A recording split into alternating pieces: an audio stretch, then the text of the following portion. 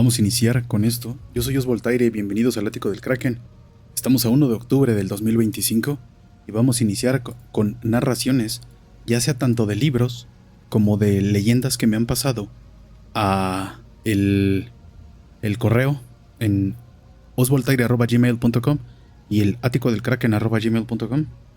Ya tenemos por ahí preparadas. Tengo un tema especial, que ese será mañana. Mañana estaremos hablando de la Ouija. Y por eso hoy vamos a iniciar con la lectura de este libro, llamado Posesiones Demoníacas. No lo voy a leer en orden, porque son varias historias que adaptó y escribió Juan Ramón Sáenz, basadas obviamente en relatos que le contaron a él personalmente. Bienvenidos sean todos ustedes a esta Spooky Season del 2025. Yo soy Osvoltaire, esto es el Ático del Kraken. Vamos allá.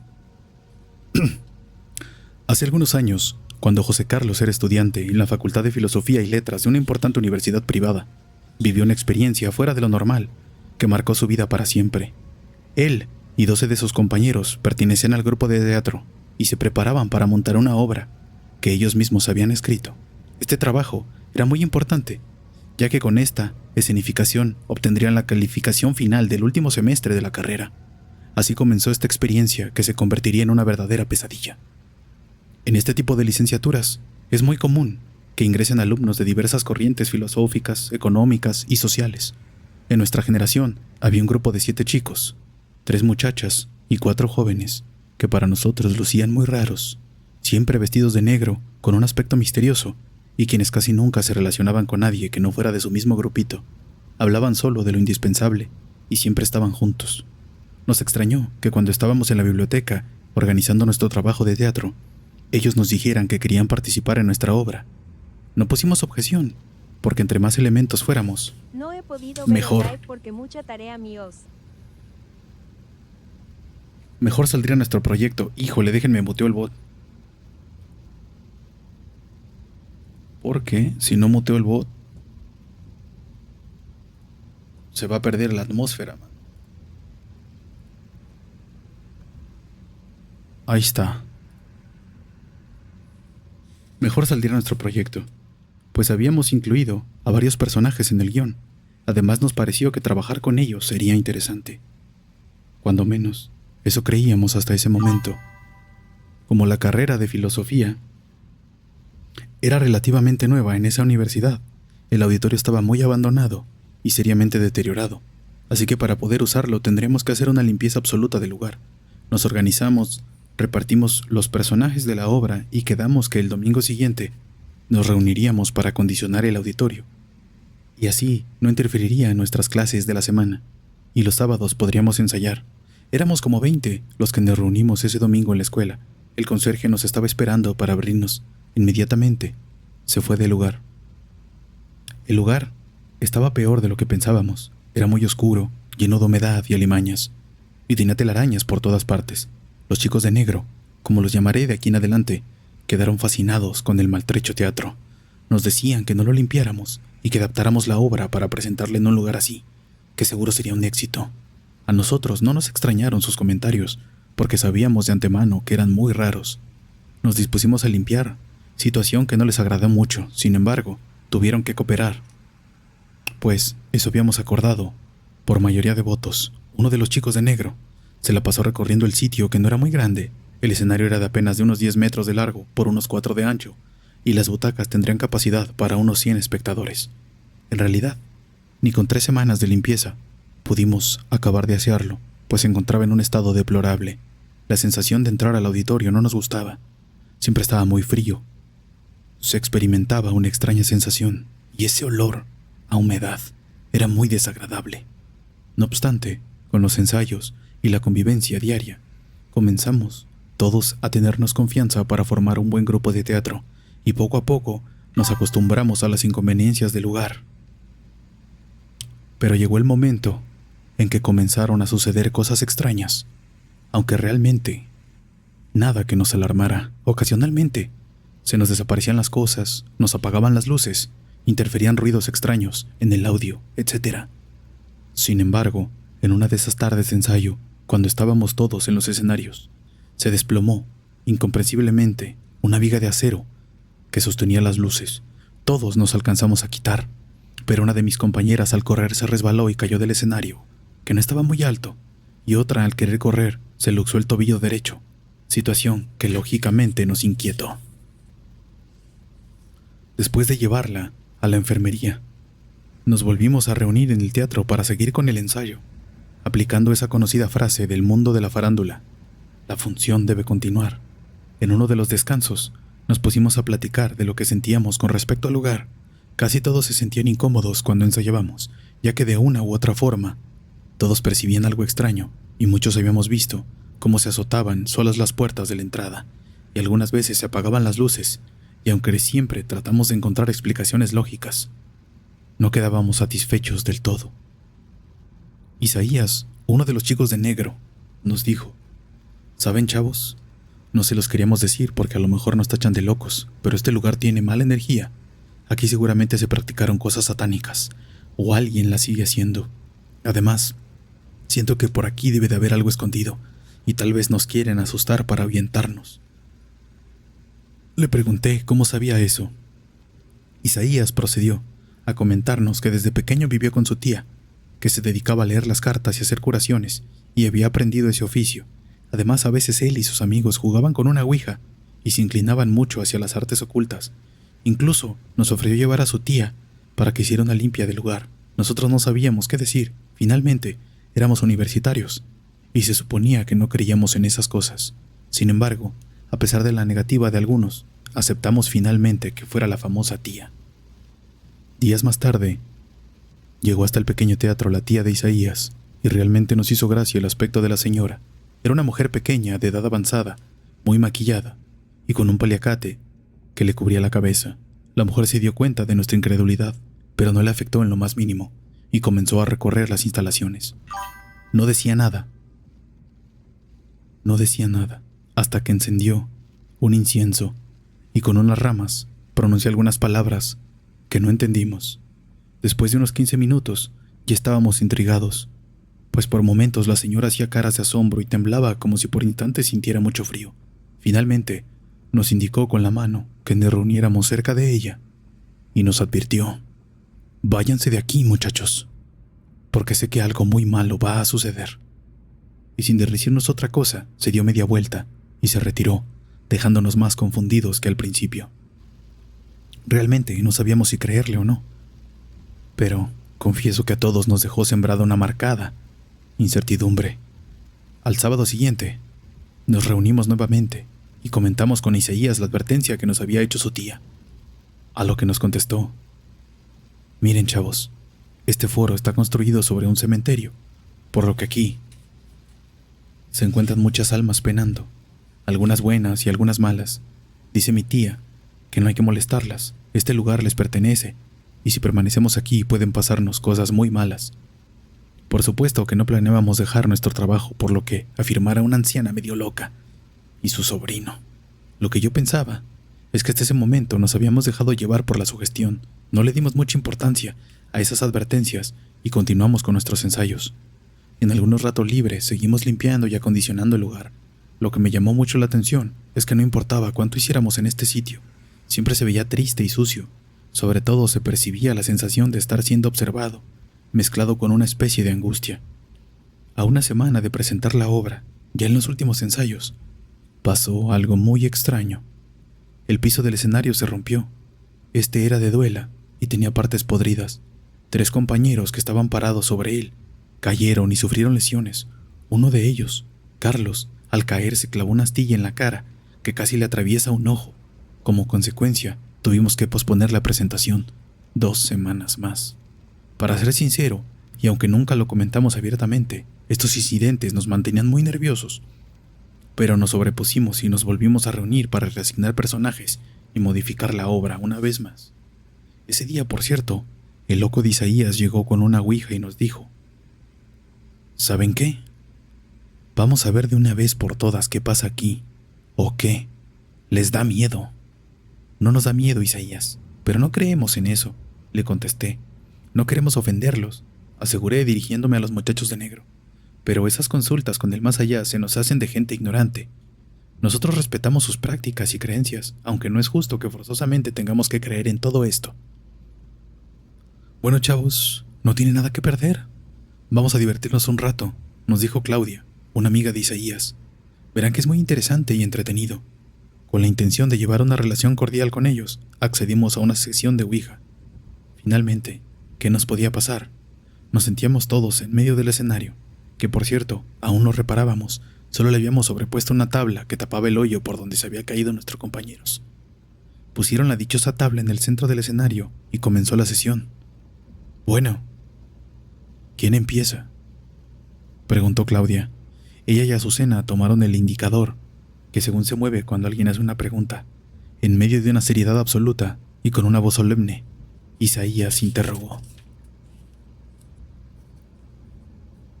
¿Está alguien más con nosotros en este momento? Transcurrieron unos instantes y no pasaba nada, hasta que preguntó por tercera vez. Entonces, el cursor se movió hacia un área de la tabla, donde está marcado un sí. «Tú lo estás moviendo, ¿verdad?», le dijo Azucena, Claudia intrigada. «Disculpen, pero no creo en esto. Mejor me voy a estudiar». «¿Crees que lo estoy moviendo, Pero te juro que no. Para demostrártelo, quiero que intenten tus amigos», añadió Isaías.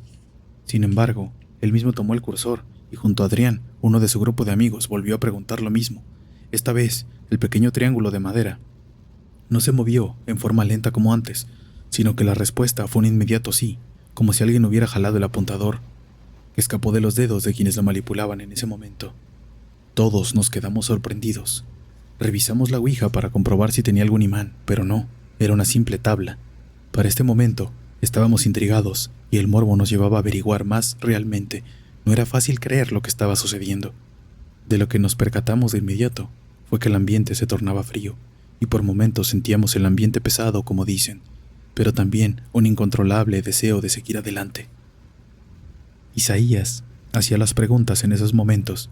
Era el menos sorprendido de lo que pasaba, pues sabíamos que no era la primera vez que usaba la ouija y que siempre le respondía. Él estaba seguro de que alguien del mundo sobrenatural nos estaba contestando por medio de la tabla, aunque en mi interior algo me indicaba que con esta práctica ingresábamos a terrenos peligrosos. En fin, comenzamos a relajarnos y del asombro pasamos a estar entretenidos con el jueguito. Preguntábamos tonterías personales y en realidad nos divertíamos. Las cuestiones que le hacíamos a la tabla, si nos casaríamos, cuántos hijos tendríamos, yo qué sé, una serie de tonterías que hicieron que se nos pasara el tiempo volando. Y pronto se hizo de noche. De las personas presentes nadie se atrevía a irse. Nos peleábamos por turnarnos el juego. Pero cuando volvimos a preguntar acerca del teatro todo cambió. Y para mi desgracia, me tocó a mí. ¿Cuántos más están aquí con nosotros?, pregunté, y el indicador se movió hacia algunas letras formando la palabra muchos. ¿Cuántos?, preguntó Isaías. Cientos. ¿Buenos o malos? Adivina. ¿Qué quieren? Que se larguen. ¿Por qué? Morirán. En ese momento se apagaron las luces, no sé de dónde llegó un viento frío y las puertas se azotaron. Por supuesto que todos salimos corriendo muy asustados, y al huir del lugar escuchamos unas risas y un lamento aterrador que parece que todavía lo traigo retumbando en mis oídos. No obstante, lo que estaba pasando, mi escepticismo parecía permanecer firme, pues en realidad no sabía qué pensar. Todo parecía arrancado de una película de terror. Para este momento, ya eran como las 10:30 de la noche. Sinceramente, el miedo casi convertía en pánico.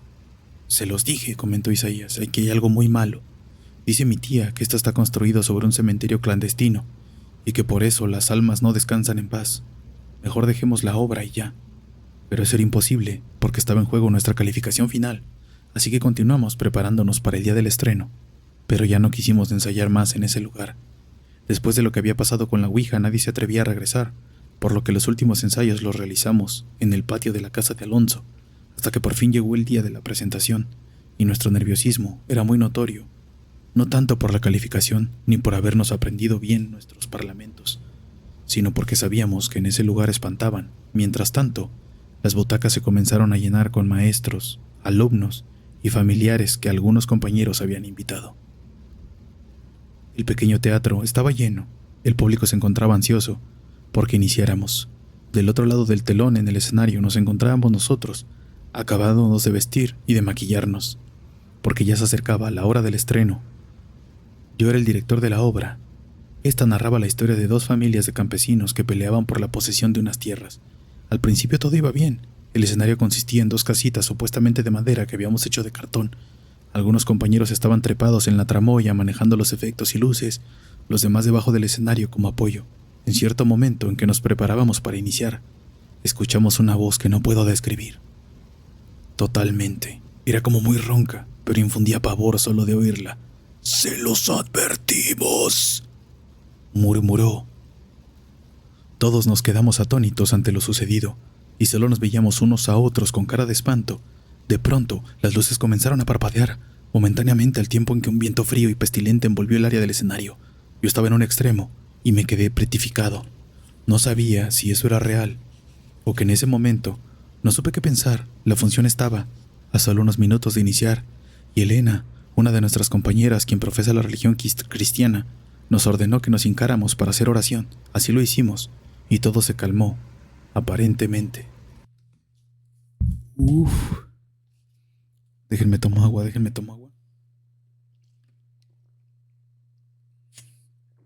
Ay, güey. No sé ustedes, pero a mí me están dando escalofríos.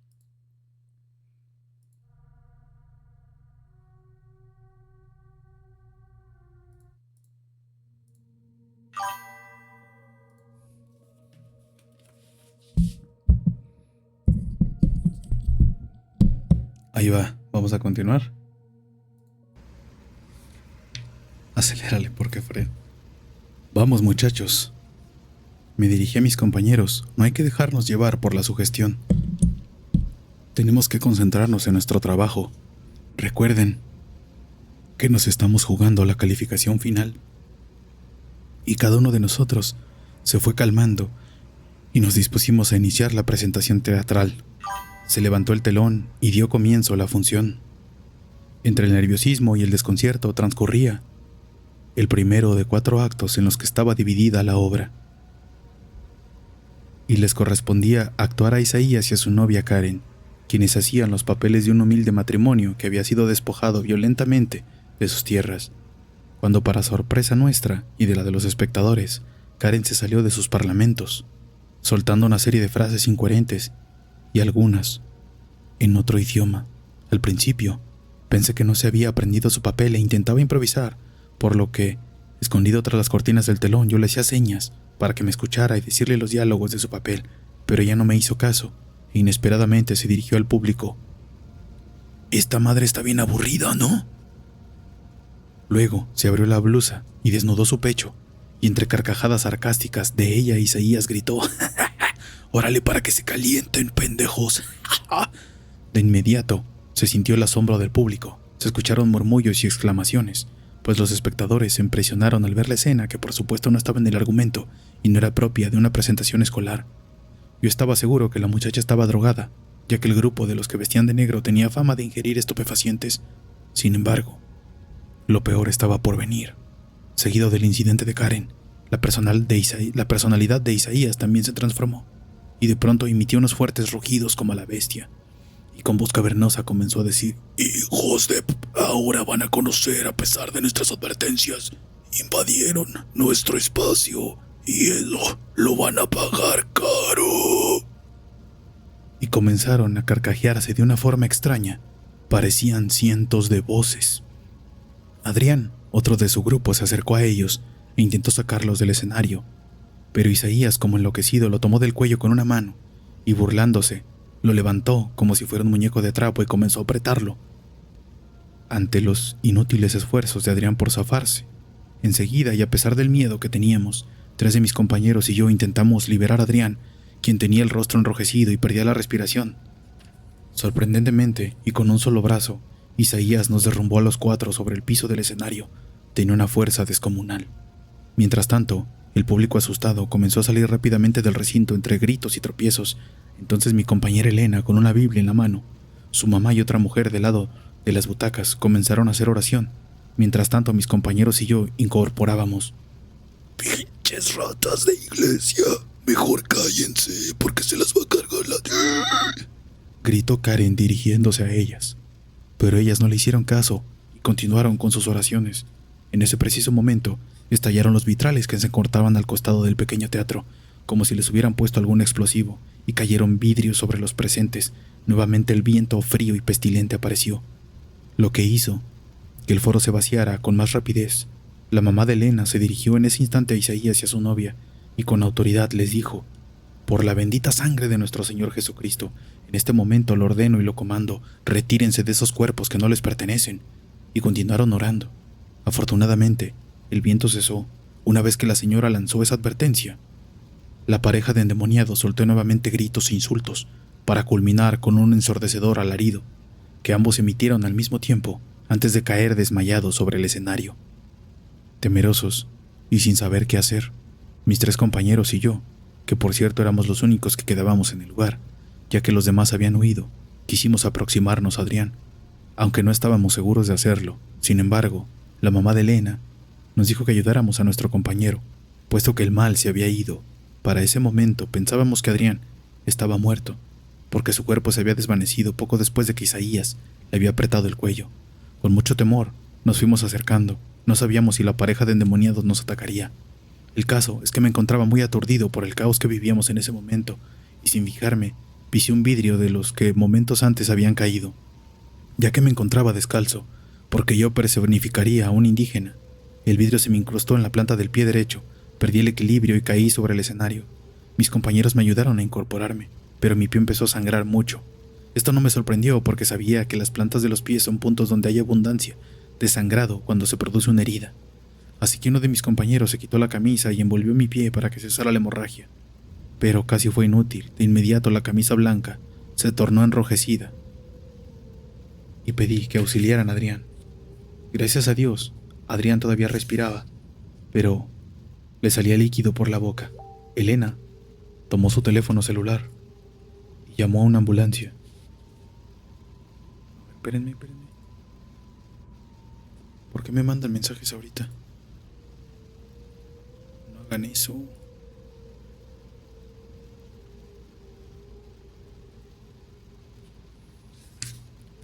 Elena tomó su teléfono celular y llamó a una ambulancia que no tardó mucho en llegar. También se hicieron presentes varias patrullas y policías. Los paramédicos dijeron que Adrián tenía una fractura en la tráquea y que tendrían que ser trasladado inmediatamente a un hospital porque su vida corría peligro, que había sido una verdadera suerte que hubiera sobrevivido a esa lesión. En ese momento los padres de Adrián entraron al teatro, pues entre el tumulto creyeron que su hijo también había salido, pero alguien les informó que aún se encontraba dentro, por lo cual regresaron y más tarde lo acompañaron al hospital. Los socorristas se llevaron también a Isaías y a su novia, que hasta ese momento no habían recobrado el sentido. Los paramédicos atendieron mi herida, me subieron a una camilla y me dijeron que me trasladarían a una clínica cercana junto con mi amiga Elena y su mamá, que se ofrecieron para acompañarme, ya que mis familiares viven en otra ciudad. Antes de dirigirnos a la clínica, nos abordaron los policías con todo tipo de preguntas, pero solo les informamos que llevábamos a cabo un evento escolar y que creíamos que Isaías y Karen estaban bajo los efectos de algún estupefaciente y se desmayaron. En lo referente a la lesión de Adrián, mencionamos que en un momento de la obra él había tropezado y se había golpeado en la garganta con la orilla de una mesa. Teníamos que mentir, sabíamos que nadie nos creería lo que había sucedido en aquel lugar y sin duda nos tomarían por locos. En lo único que manifestamos la verdad fue en mi herida del pie, aunque no sé si nos creyeron del todo, pero nos dejaron de molestar. Lo único que deseábamos era salir de ese maldito lugar y olvidarnos de esa pesadilla. Regresé al otro día a mi casa, una vez que los médicos me suturaron la herida, que por cierto me seguía doliendo. Una semana más tarde, el dolor acrecentó a pesar de los analgésicos que me recetaron. Me comuniqué con mi amiga Elena, a quien me acompañó de nuevo a la clínica, y me mandaron a otro hospital, donde fui internado. Me practicaron algunos estudios y me dijeron que me iban a valorar. A la mañana siguiente, 2 médicos me fueron a ver a mi casa y me dijeron: «Mira, José Carlos, tu herida no logró la recuperación que esperábamos. A decir verdad, hace unos momentos tuvimos una junta de médicos donde analizamos una y otra vez tu caso. Con claridad te digo que la curación inicial que te practicaron fue correcta, pero definitivamente no logramos entender por qué tus tejidos no respondieron a la recuperación. Queremos decirte que en tu herida hay una fuerte infección ya avanzada y que se ha convertido en gangrena, por lo que mis compañeros y yo acordamos que es necesario que de inmediato te practiquemos una cirugía donde vamos a tener que extirparte parte de tu pierna. Si no lo hacemos pronto, tu vida podría correr peligro. En realidad, sentimos mucho darte esta desagradable noticia. Tu caso nos parece sumamente extraño, ya que eres un muchacho sano, pero así se dieron las cosas. Al escuchar eso, sentí que la tierra se abría y me tragaba. Irremediablemente comencé a llorar. En ese momento entró Elena y su mamá, quienes trataron de consolarme. Lógicamente, yo me resistía completamente a perder una de mis piernas. Pero, ¿qué voy a hacer? Tengo 19 años. Tengo muchos planes por cumplir. Ya no podré ser piloto aviador, les dije. Se realizaron los trámites necesarios y por la tarde me trasladaron al quirófano. Desperté en la madrugada y al tocarme ya no tenía la pierna derecha. A partir de ese momento todo cambió para mí. Perdí la ilusión de vivir y fue sumamente difícil adaptarme a una nueva vida. Estoy seguro que esto fue causa de la terrible maldición por jugar con esa maldita ouija. Desde ese tiempo, una especie de salación o de mala suerte me persigue, y no solo a mí, también a quienes la jugamos aquella noche. Semanas después, supe que Karen se había ido al otro lado, ingiriendo pesticidas que tomó de la bodega de su padre. Isaías perdió la razón desde la función de teatro y permanece internado en el hospital para enfermos mentales. Adrián ahora es un adicto a los estupefacientes que anda deambulando por las calles inhalando tiner. Y de los demás, nunca supe más, puesto que no regresé jamás a la universidad. Solo me enteré que el teatro donde sucedieron estas desgracias fue demolido y ahora es un jardín. La terrible crisis emocional que experimenté me desequilibró por completo. Llegué al grado de quererme quitar la vida en 2 ocasiones. Actualmente he ido asimilando todo y hoy comprendo que si sigo en este mundo es por algo. Sé que todo esto no lo soñé porque cada vez que veo mis piernas y me doy cuenta que me amputaron una de ellas, me llegan a la mente los recuerdos de esa maldita noche y el día que jugamos con la ouija. Sinceramente no sé por qué estoy vivo. Estoy seguro que Dios no quiso que muriera por algo. Tal vez para poder contarte esta historia. Ahora cuando alguien menciona la maldita ouija, le recomiendo que nunca la juegue, que nunca se meta en nada que no entienda, porque puede ser fatal, o en el menor de los casos, puede cambiar para mal su vida para siempre. Créanlo o no, eso me pasó hace algunos años. No hay día que no tenga pesadillas. A veces, sinceramente, no sé cuál es la fantasía o la realidad. Realmente me siento perdido y muy solo. ¡A la madre! ¡Uy! ¿Qué tal, banda? ¿Qué opinan, mano?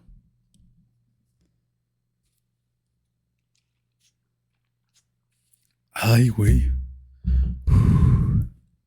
No sé. Siempre me hace que me dé escalofríos estas cosas, güey.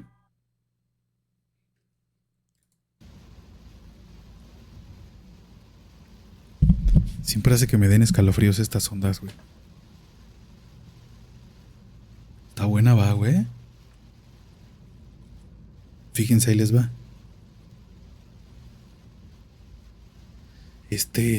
Déjenme pausa la grabación. Ya quedó el capítulo para el ático.